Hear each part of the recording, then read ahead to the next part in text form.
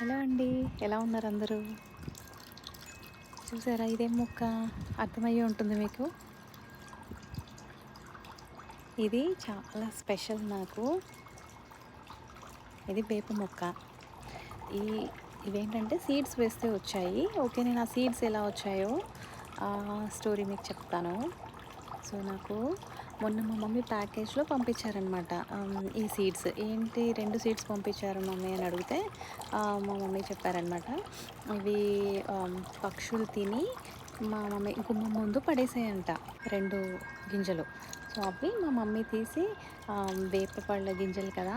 నాకు పంపిస్తే నేను మొక్కలు పెంచుకుంటానని నాకు ఆ 2 గింజలు పంపించారు. దేవుడి దయ వల్ల ఆ 2 బతికాయి.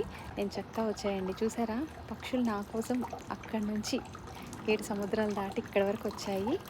నాకు చాలా హ్యాపీగా ఉంది. అది స్టోరీ.